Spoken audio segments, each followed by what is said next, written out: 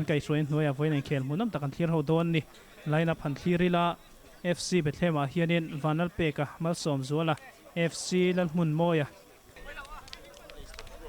electric veng lama hianin F lal chan chua Jonathan lal rong bola H zon ming thanga play hi som thumom towa golut za thi som sariania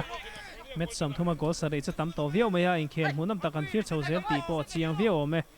golu tamna hi first round na chan puile Aizol FC te ma chan truma gol ruka lu khania on gol kan mutre pa tuna khanin efa avan ti hlom ve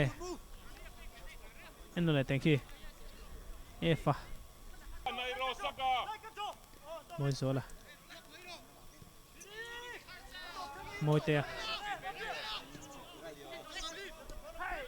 Jojo avan luk lâu về Moses goal try a kia tập cái team san him le chúng khát về cho này Thomas se an lên đăng chặt to review mày in khel tactic sang takan munia munam chau view mày moi te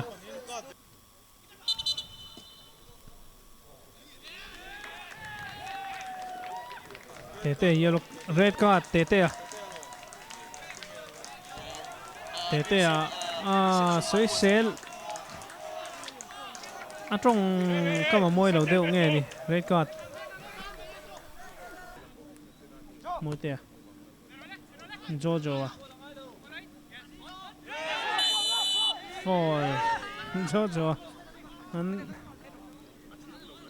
Aaron Siam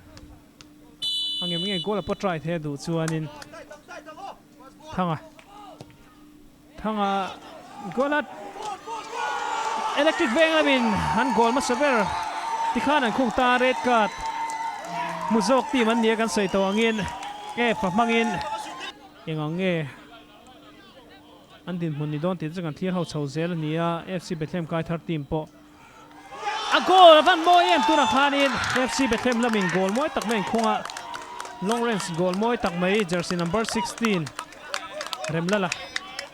zirtea sirathon phaya mampuya cross a goal eta tuna khan FC Bethlehem lamin BD mangin tikhan goal ni goal khatam han shoi na goal an khung ta zirtea rang phat khop mai ni hi ben satang ron lut ania kat nal veo mai offside ma chu pian ai offside lava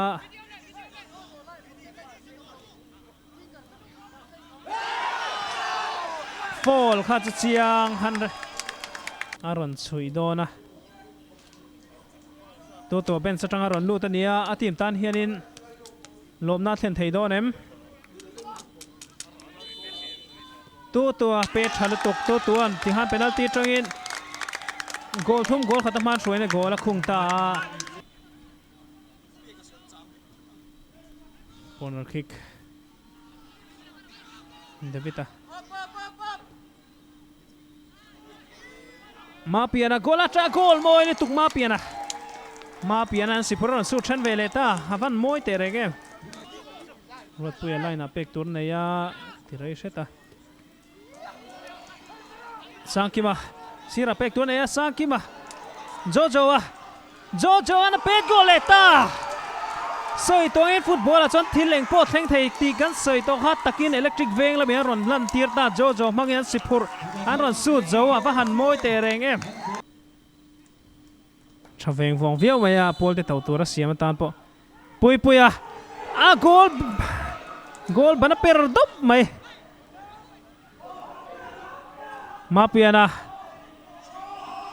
Mapiana khal chuak le tu puya tun de lok a hanin free kick tang han goal bana pet per dop maya hey last chance san tawang puya thon lut le a mero chu pe kana lo danga han po lo ma ang khop maya